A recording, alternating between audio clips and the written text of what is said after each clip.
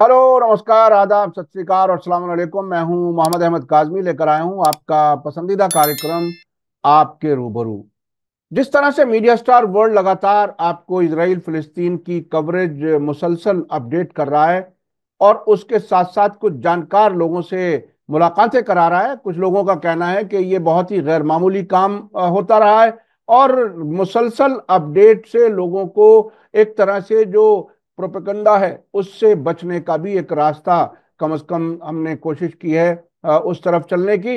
हमारे और बहुत से साथी हैं जो यूट्यूब पर, सोशल मीडिया पर सही और अच्छी खबरें देते हैं। हमारी पूरी कोशिश रहती है कि खबरों के नजदीक तरीन सोर्स तक पहुंचें और अच्छे जानकार लोगों से आपकी मुलाकात कराएं।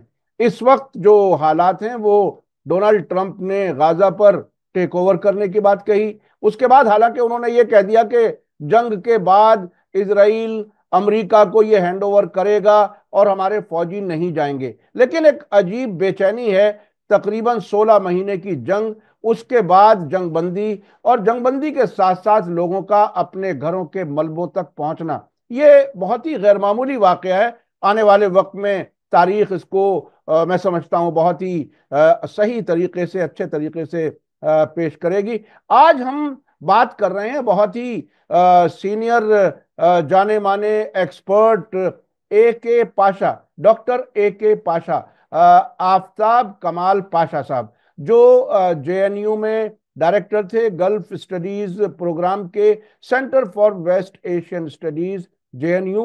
और आपकी तालीम मैसूर यूनिवर्सिटी से हुई, जेएनयू से एमफिल पीएचडी किया और इंडियन एम्बेसी कायरो में भी आपने कुछ जिम्मेदारियां निभाई हैं। उसके अलावा कायरो यूनिवर्सिटी के विजिटिंग रिसर्च फेलो रहे हैं और कम से कम 1 दर्जन किताबें और उससे कहीं ज्यादा किताबें एडिट की हैं, किताबें लिखी हैं, किताबें एडिट की हैं, तकरीबन 2 दर्जन से ज्यादा। और उनकी जो सब बड़ी अहम किताबें हैं, कुछ के मैं नाम ले देता हूं।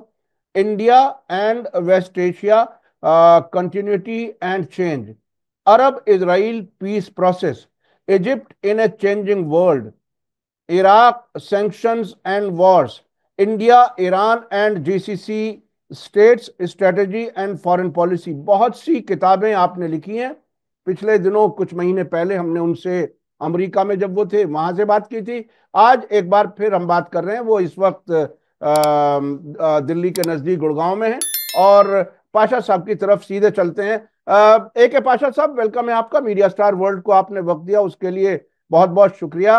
आप ये बताइए कि आपने एक लंबे अरसे से इस पूरे इलाके को बहुत नजदीक से देखा है, किताबें लिखी हैं, वो पीस प्रोसेस जो जिसका कोई नतीजा ना निकल सका, जिस पीस प्रोसेस में 2 स्टेट सोल्यूशन की बात कही जाती थी, वो दौर भी आपने देखा है।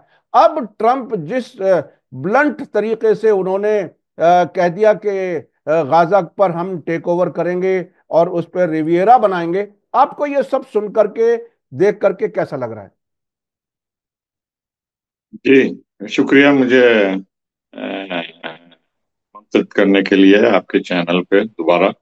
और सबसे पहले अ, मैं आपके व्यूअर्स को ये बताना चाहता हूँ कि ये जो गाजा का प्रोजेक्ट डोनाल्ड ट्रंप, अमेरिका के सदर ने जो अभी हाल में उस पे जो बयान दिया है, नेतन्याहू जब वहाँ इजरायली वजीर आजम जो गए थे, तो ये कंटिन्यूएशन है जो first world war, Ottoman empire के खत्म होने के बाद जब ब्रिटेन और फ्रांस ने इस इलाके को अपने कब्जे में लिया था, और टुकड़े टुकड़े करके जो भी देश वहां बने थे, तो उसके बाद का जो सिस्टम ढांचा खड़ा गया था इन दोनों देशों के द्वारा, एक एक करके वो खत्म होने लगा।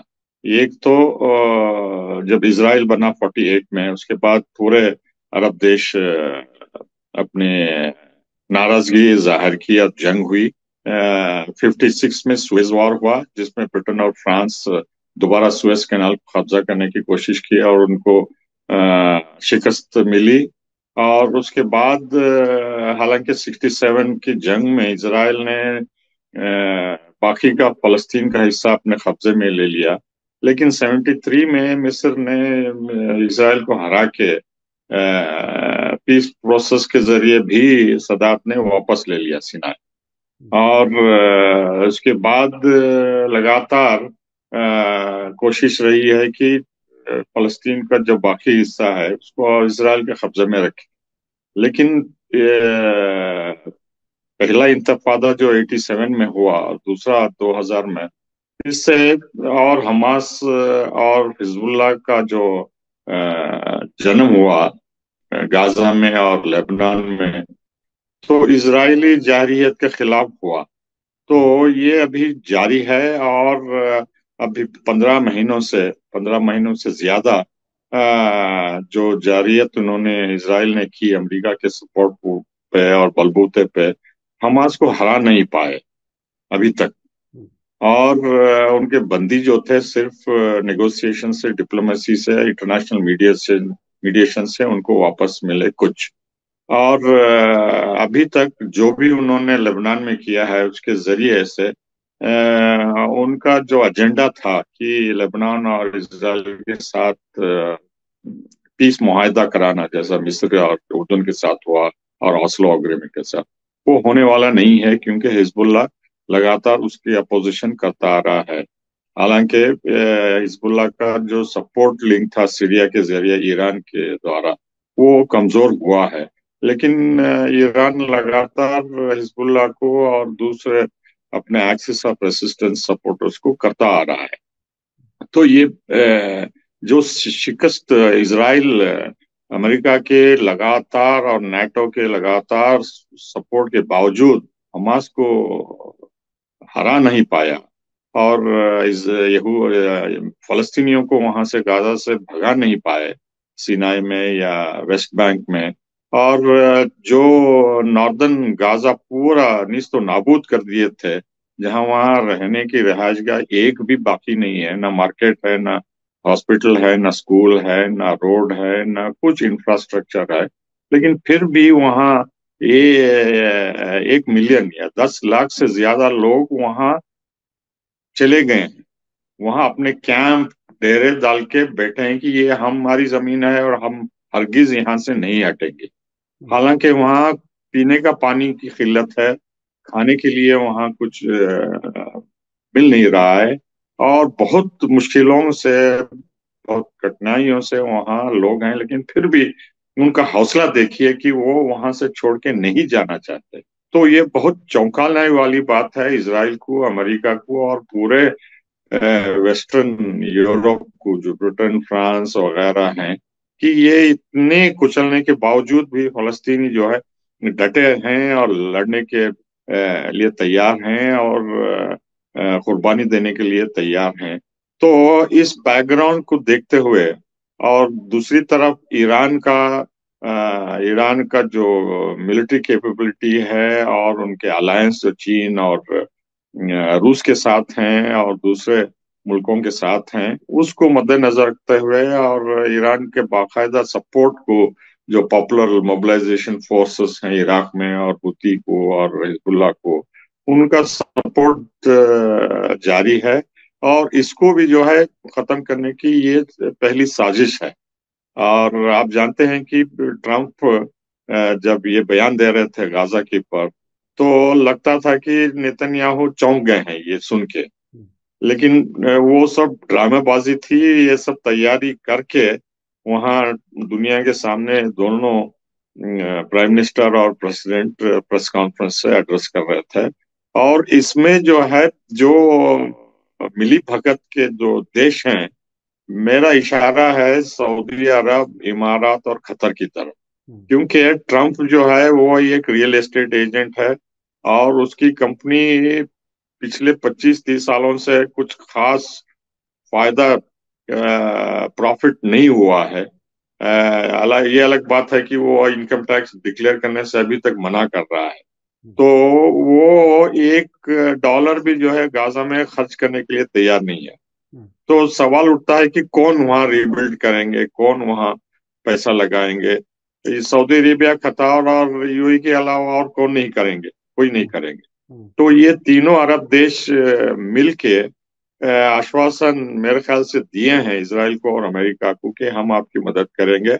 आप आगे बढ़िए, और इसमें जो भी करना है, जो उन्होंने इशारा दिया है कि जंग खत्म होने के बाद, हम्म, इसका मतलब है जब पहला फेज जो सीज फायर का एग्री हुआ था, उसको खत्म होने के फौरन बाद दूसरा फेज शुरू होने वाला है, जिसमें इजरायली बंधक जो बचे हैं उनको रिहा करने की और इजरायली फौज को वहां से निकालने की। तो वो नहीं करना चाहता है, क्योंकि इसराइल की हुकूमत गिर जाएगी। वो बेन गवीर तो पहले ही इस्तीफा दे चुके हैं, और स्मोट्रिच भी उन्होंने धमकी दी है कि अगर दोबारा जंग शुरू नहीं हुई तो हम भी विड्रॉ कर लेंगे। तो उस हाल में नेतन्याहू की हुकूमत माइनॉरिटी हो जाएगी, गिर जाएगी, बजट पास नहीं होगा, नॉन कॉन्फिडेंस होके दोबारा इलेक्शंस होंगे, और नेतन्याहू जो है पावर में नहीं रहेंगे, और उनके खिलाफ जो कार्रवाई हो रही है करप्शन केसेस में, उनको आगे बढ़ा के उनको जेल जरूर जाना पड़ेगा। तो हम्म, ये बैकग्राउंड है गाजा पे जो टिप्पणी उन्होंने पॉलिसी अनाउंस करी है कि हम उसको ले लेंगे और उसको रिबिल्ड करेंगे, और टेम्पररी ये मिस्र और उर्दू में फलस्तीनियों को वहां रिहाइश गाह की अरेंजमेंट करेंगे। जी। ये पाशा साहब, आपने ये बहुत बड़ी बात कही है कि जंग बंदी के पहले मरहले के साथ साथ ही ये गाजा पर कार्रवाई शुरू हो सकती है, जिसमें सऊदी अरब, यूएई और कतर ने जरूर इशारा दिया होगा। और ये बात ट्रंप भी कई बार कह चुके हैं कि कुछ गल्फ के मुल्क हैं जो यहाँ पर पैसा खर्च करेंगे। तो क्या ये, जैसा कि आपने शुरू में कहा कि जो लोग अपनी जमीन, अपने मलबे पर, घरों के मलबे पर बगैर किसी फैसिलिटी के वहां टेंट लगाए बैठे हैं, कल जब ये पहला दिन था ट्रंप के बयान के बाद, रॉयटर्स ने गाजा से बहुत ही तफसीली रिपोर्ट लिखी है, जिसमें उन लोगों से वो मिला है, उनके उनके जर्नलिस्ट, जिन्होंने कहा कि हम किसी भी तरह से यहां से जाने वाले नहीं है, चाहे कुछ भी हो जाए।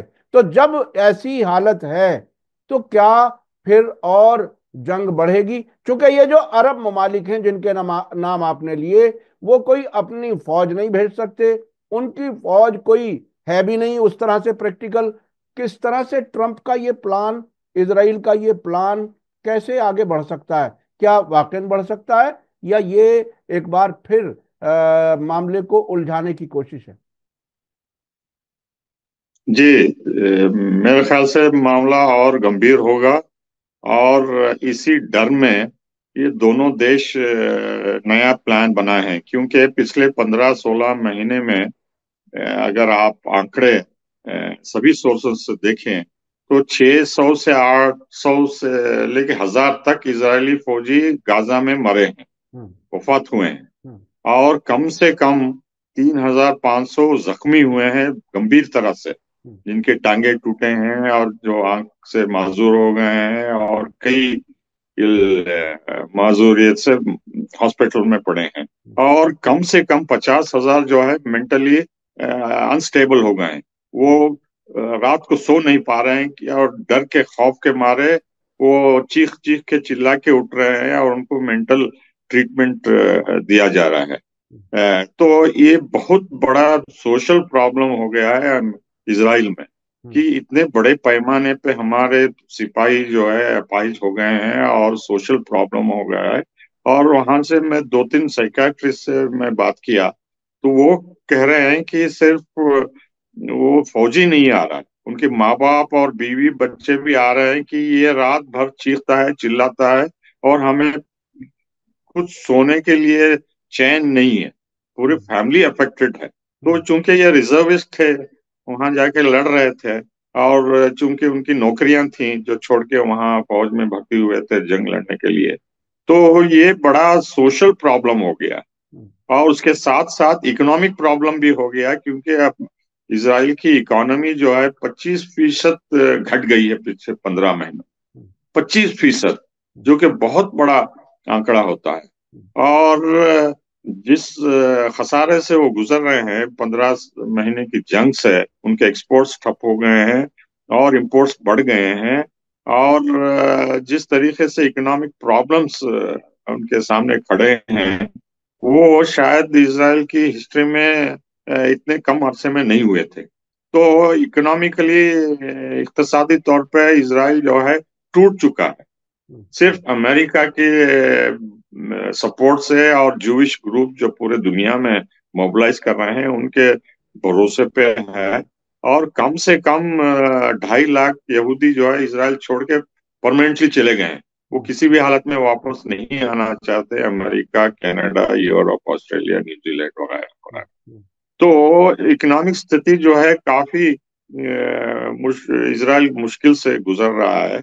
और इस हालत में दोबारा फौज भेजना नागुज़ीर है इसराइल को, क्योंकि और उनके फौजी मारे जाएंगे, जख्मी होंगे, और इनकी सोशल प्रॉब्लम्स और इसराइल के बढ़ेंगे। तो इसी बैकग्राउंड में ट्रंप ने कहा कि हम अपनी फौज भेजेंगे। हालांकि उन्होंने रिट्रैक्ट किया कि अगर हो सके तो भेजेंगे बोल के। लेकिन मुझे कोई गुमान नहीं है कि इसराइल नाम के तौर पे थोड़े फौजी भेजेगा और उन पे गरिल्ला अटैक होंगे हमास के, जो कि अब उन्होंने मुसम्मम इरादा कर लिया है कि किसी भी हालत में हम इनको नहीं छोड़ेंगे और चुन चुन के इनको मारेंगे। जब इजरायली कैजुअलिटीज और बढ़ेंगे गाजा में, तो जाहिर है कि ये इजरायली हाथ उठा देंगे और ट्रंप पे दबाव डाल के अपनी फौज भेजिए, हम कंट्रोल नहीं कर सकते, ये टनल्स में छुपे हुए हैं और इनको खत्म करना है बोल के अमेरिका फौज आएगी। और यही महाशर होगा अमेरिका की फौज का भी, जो वियतनाम में हुआ, जो अफगानिस्तान में हुआ, जो इराक में हुआ, जो सोमालिया में हुआ, जहां अमेरिकी पायलट और टैंक को बांध के उनकी बॉडी जो स्ट्रीट्स में मोगदिशु में खींची गई थी, और इराक में बगदाद में भी उन्होंने ऐसा ही किया था।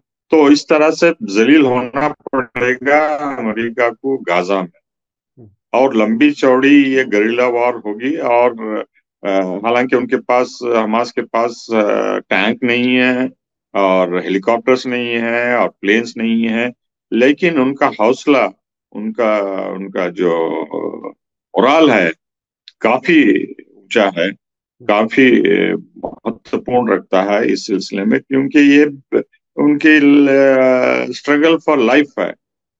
अगर वहां से वो बेघर कर दिए, वो कभी भी वापस नहीं आ पाएंगे।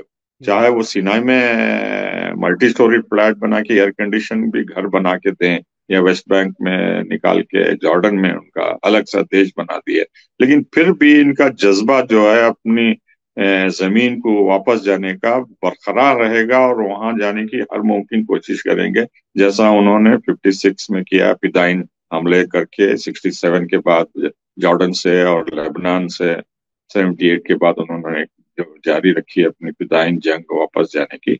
तो ये दायरा जो है गाजा से बढ़ के सिनाई में फैलेगा, जॉर्डन में फैलेगा, जिससे यहाँ की हुकूमतों का तख्ता पलटा भी जा सकता है। और वहाँ की जनता जो बेचैन है फलस्तीनियों के हक में सपोर्ट करने के लिए, क्योंकि आप जानते हैं जॉर्डन में 2/3 आबादी फलस्तीनी है, और मिस्र में इतना बवाल मचा है कि वहां सीसी के खिलाफ कभी भी बगावत हो सकती है, अरब स्प्रिंग की तरह, या खुद मिलिट्री में भी बहुत जूनियर ऑफिसर्स नाराज हैं कि ये सीसी जो है अमेरिका इसराइल का पिट्टू बन गया है, हमारे फलस्तीनी भाई बहन बच्चे वहाँ कत्लेआम हो रहे हैं। और जो अरब स्प्रिंग 2011 में हुआ, उससे बड़े पैमाने पर होने की आशंका है अगर फलस्तीनी वहां से भगाए जाते हैं गाजा से। तो ये जो बात आपने कही बहुत इम्पोर्टेंट है। और अमेरिका अपनी फौज भेज के वहां करेगा। और दूसरी बात इससे जुड़ी हुई ये है कि ट्रंप ने ऑर्डर पहले पास कर दिया है कि अगर ईरान मेरे पे दोबारा हमला करता है, तो उसको निस्तो नाबूद कर दिया जाए। तो उसके माने क्या है? मैं पिछले 4 सालों से लगातार अमेरिका जाता रहा हूँ, और खास तौर पे डलस में एक दो महीने ठहरता हूँ, और मेरा मन कहता है कि वो म्यूजियम को जरूर जाएं जहाँ जॉन एफ कैनेडी का कत्ल हुआ, जहां से। हम्म, और मैं हर बार कम से कम 4-5 घंटे वहां बिताता हूँ और ये सोचता रहता हूँ कि ये कत्ल अमेरिकी सदर के बाद मशरक वस्ता में क्या बदलाव हुआ, पूरे दुनिया में इसका क्या असर हुआ। हम्म, तो मैं सिर्फ सोच सकता हूँ कि अगर जूइश लॉबी समझती है कि ट्रम्प जो है अब ये कुछ काम नहीं कर सकते इसराइल के हक में, इनका भी कत्लेआम होना है, तो असैसिनेशन होना मैं है, तो उसी पर इसके आने नताइज क्या होंगे। सब मैं उसी पर आने वाला था कि उन्होंने एक मेमो पर भी साइन कर दिए ट्रंप ने कि अगर मेरा कत्ल होता है उसका जिम्मेदार ईरान होगा, और अगर ऐसा हुआ तो ईरान को तबाह कर दिया जाएगा। तो ये तो एक बहुत ही बेहतरीन रास्ता उन्होंने मोसाद वगैरह को खुद ही मुहैया कर दिया है कि चूंकि इसराइल मुसलसल ये चाहता है कि किसी भी तरह से उसकी जान बचाने के लिए ईरान के खिलाफ हमले में अमेरिका शरीक हो जाए। तो वो तो रास्ता उन्होंने खुद बता दिया। जी, आप बहुत ही अहम बात कर रहे हैं, इसे आप पूरी कर लीजिए जी। जी, तो मैं उसी दिशा में जा रहा था। हम्म, तो अब जो है उनका प्लान जो है पूरा ओपनली पूरी दुनिया को पता है।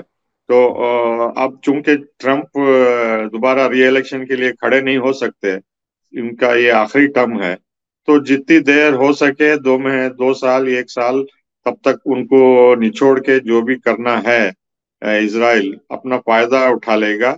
लेकिन ट्रम्प को वो मनाने में नाकामयाब रहेंगे इजराइल पे अमेरिका के साथ मिलकर हमला करने के लिए, हम्म, हम्म, क्योंकि ट्रम्प जानता है कि अमेरिका का क्या हाल होगा ईरान को चुनौती देने का, हम्म, उसके नतायज क्या होंगे खाड़ी के देशों में और अमेरिका की अर्थव्यवस्था पे। हम्म, क्योंकि तेल और गैस जो खाड़ी से निकलता है, खलीज से जो निकलता है, सिर्फ यूरोपियन देशों या जापान या इंडिया को नहीं जाता, पूरी दुनिया में जाता है। हम्म, और वहां पे जो ईरान जो हमला करेगा रिटेलिएशन के द्वारा, जो कि खुली पॉलिसी ही ईरान की, अगर अमेरिका इसमें शामिल होता है डायरेक्टली या इनडायरेक्टली, तो ईरान मुंह तोड़ जवाब देगा। हम्म, और 40,000 से ज्यादा अमेरिकी फौज कुवैत में है, हम्म, 18,000 से ज्यादा कतार में है सेंट्रल कमांड में, बहरीन में 6 से 8 हजार तक हैं फिफ्थ फ्लीट में, और इमारात में है, सऊदी में है, ओमान में है। तो ये सब अमेरिकी अड्डे जो है ईरान की निशाने में आएंगे अगर ईरानियन मिसाइल्स नाकाम रहते हैं इसराइल की बमबारी करने में, जैसा पिछली बार उन्होंने की 2 बार। तो अमेरिका और ब्रिटेन, जर्मनी, फ्रांस, आयरन डोम वगैरह सब मुमकिन कोशिश करके जितना बचा सके इसराइल को बचाए। लेकिन अभी भी उसी पैमाने पे करते हैं तो ईरान के पास दूसरा ऑप्शन है, और दूसरा ऑप्शन ये है कि खाड़ी के देशों को खत्म करना है, क्योंकि ये भी उन्हीं के साथ मिले हुए हैं। अगर हमें निस्तो नाबूद करते हैं तो इनको भी खत्म कर देंगे, बल्कि ईरान मुसम्मम इरादा अपना बना चुका है। हम्म, तो ये प्लान जो है पहले तो फलस्तीनियों को मुंतकिल करने का गाजा से मिस्र को और उर्दन को शुरू होगा जल्द से जल्द अगले महीने। और नाम के तौर पे ये सीज फायर खत्म होगा और इजरायली फौज भेजी जाएंगी, कुछ तो ऑलरेडी है वहाँ, और जबरदस्ती करके उन फलस्तीनियों को भेजने की कोशिश करेंगे। वो जाने को तैयार नहीं होंगे, काफी हताहत होंगे।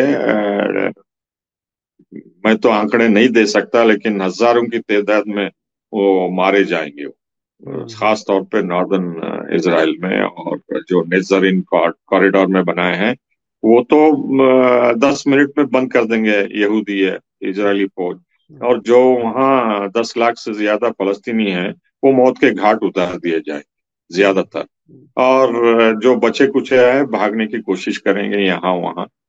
लेकिन इससे उनको एक मिसाल देंगे कि अगर आप नहीं हटे तो यही हशर होगा, बल्कि पूरी दुनिया में जो उन्होंने 15 महीने में किया वो बड़े पैमाने पे होने वाला है। हम्म, ना वो यूनाइटेड नेशंस की मानेंगे, ना आईसीजे का मानेंगे, ना आईसीसी का मानेगा, ना वर्ल्ड पब्लिक ओपिनियन को मानेंगे। और बाइडेन की तरह ट्रंप भी चुपचाप रहेगा और ये नरसंहार बड़े पैमाने पर होगा। और ना भारत कुछ कर सकेगा, ना चाहे चीन, ना रूस। तो हम्म, ये पूरी दुनिया चुपचाप बैठ के नरसंहार बड़े पैमाने पे देखते रहेंगे।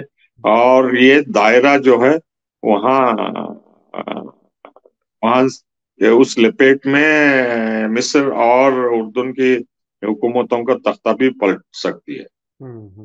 और ये बहुत ही उसके बाद आता हूं मैं आपके सवाल का जवाब देने, जी ईरान। जी।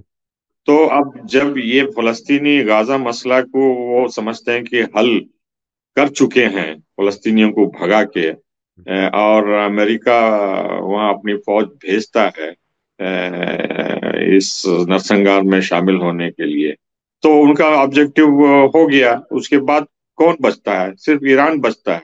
हम्म, हिजबुल्लाह तो को डरा धमका के रखे हैं वहां, हूती को भी साइलेंस कर रहे हैं।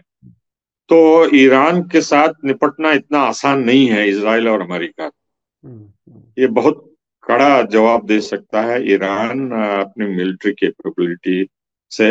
और मैं ये मानता हूं कि अगर ईरान पे हमला होता है, कुछ हद तक चीन और रूस उसकी मदद करेंगे, हथियार भेजेंगे या यूनाइटेड नेशंस में सपोर्ट करेंगे, लेकिन इससे ज्यादा नहीं। हम्म, सिर्फ ईरान अपने बलबूते पे उसको लड़ना होगा हम्म, इसराइल के खिलाफ। और अगर न्यूक्लियर साइट्स जो पहाड़ों के अंदर छुपे हुए हैं, उससे मेरे ख्याल से कुछ खास नुकसान होने वाला नहीं है। हम्म, क्योंकि इसराइल को पता है कि 2000 टन के बॉम्ब से भी ये हिफाजत में रहेंगे। हम्म, रहा क्या कर सकते हैं ईरान पे इसराइल? तो ये सिर्फ रिफाइनरीज, पॉलिटिकल लीडरशिप, पार्लियामेंट और जो डिसीजन मेकिंग सेंटर्स हैं और इंफ्रास्ट्रक्चर जो है उस पे हमला करेंगे।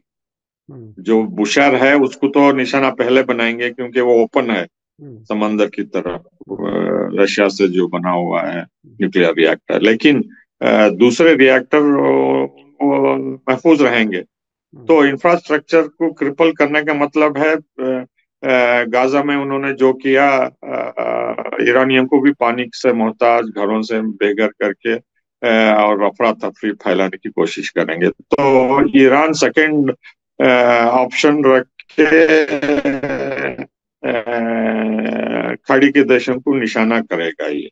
हम्म, चाहे वो जीसीसी हो या इसमें इराक भी मिला के। क्योंकि हमें ये नहीं सोचना कि ये अगर ईरान तबाह हो जाता है तो ये खाड़ी के देश महफूज रहेंगे या इजराइल महफूज रहेगा। हम्म, जितना जखीरा ईरान ने अपने सपोर्टर्स, हामियों को इराक सप्लाई किया है, उससे जो है पूरी खाड़ी के देश निस्तो नाबूद कर दिए जाएंगे, हम्म, सिर्फ ड्रोन अटैक से। हम्म, आप जानते हैं कि कुछ साल पहले ड्रोन अटैक में सऊदी अरब के रिफाइनरी, अरामको का प्लांट हम्म, पूरी तरह से नष्ट कर दिया गया था, हम्म, यानी सिर्फ यानी यानी ड्रोन अटैक से। यानी जो सिनेरियो बनता हुआ नजर आ रहा है उसमें सिर्फ और सिर्फ तबाही है। अमेरिका के और इजराइल के बीच में जो कुछ ये अभी जंगबंदी के पहले मरहले के खत्म होने के साथ साथ गाजा को खाली करने की तैयारी और वहां गोरिल्ला वार के हालात, और अगर उससे हालात और आगे बढ़े तो मिस्र और जॉर्डन में भी हुकूमतों का तख्ता पलट होना, और सेकंड फेज में फिर ईरान पर हमला, तो एक तरह से मुकम्मल तबाही की तरफ ये डोनाल्ड ट्रंप इस पूरे इलाके को ले जाने की तैयारी कर रहे हैं। कोई आखिर में कोई कंक्लूजन के तौर पर अगर आप कुछ कह सकें, बता सकें अपने दर्शकों को, क्योंकि ये बहुत ही नाउम्मीदी वाला सिनेरियो है। अगर वाकई इस तरफ सब कुछ बढ़ा तो ये तो पूरी दुनिया को एक तरह से मुतासिर करेगा। जी, पहली हम्म, बात तो अमेरिका जो है मेजर ऑयल प्रोड्यूसर बन गया, गैस हम्म, प्रोड्यूसर। तो हम्म, वो खाड़ी के देशों से निर्भर नहीं है। हम्म, तो जो जो देश खाड़ी के तेल और गैस पर निर्भर हैं वो भारत और चीन और जापान है। हम्म। तो अल्टीमेट टारगेट अमेरिका, जिसमें इसराइल भी शामिल है, वो रूस और चीन है। हम्म। तो चूंकि ये ईरान कबाब में हड्डी है, उसको हटाने की कोशिश करेंगे। और उसके बाद जो है रूस को नाटो से निपटा जाएगा, और अमेरिका हमारे हिंदुस्तान को इस्तेमाल करके चीन को कमजोर करने की कोशिश करेंगे या जंग करने की कोशिश करेंगे। ये ब्रिक्स को कमजोर करके, इंडिया को यूज करके, ब्रिक्स को, चीन और रूस को खत्म करके ये बताना चाहते हैं कि जो भी देश अमेरिका के खिलाफ आवाज उठाता है, चाहे वो ब्रिक्स के जरिए हो या डायरेक्टली चीन जो कर रहा है उसके जरिए हो, या रूस यूक्रेन के जरिए जो दबदबा अपना बनाना चाहता है, ये सब अमेरिकन एम्पायर के चैलेंजर्स हैं। और मशरिक वस्ता और खाड़ी में बदलाव करके इन पे अल्टीमेट टारगेट बनाना चाहते हैं, जो कि अनरियलिस्टिक है, ये कर नहीं पाए। अच्छा, आखिरी आखिरी सवाल। जिस तरह से डोनाल्ड ट्रंप दुनिया के मुल्कों को हुक्म दे रहे हैं, क्या इसराइल और सऊदी अरब के बीच में ताल्लुकात का नॉर्मलाइजेशन आप नजदीक देख रहे हैं क्या? जी, जब गाजा का मामला ठंडा पड़ेगा तो फौरन आश्वासन अमेरिका और इसराइल देंगे कि हम फलस्तीनी देश के बनने में हम प्रयास करेंगे। सिर्फ उनको उतना ही वादा ही बस है। और उस बेसिस पे नॉर्मलाइजेशन हो जाएगी, और राजदूत रियाद और जेरूसलम से आना जाना शुरू होंगे, और डायरेक्ट कॉन्टैक्ट्स होगा, जो कि बहरीन और यूएई और मोरक्को और दूसरे अन्य देशों से हुआ है। नॉर्मलाइजेशन इसराइल का नॉर्मल हो जाएगा। लेकिन उसके साथ साथ जो अरब अवाम है, चाहे वो सऊदी अरब में हो या खाड़ी में हो, वो बहुत ही गुस्से में है, नाराज हैं।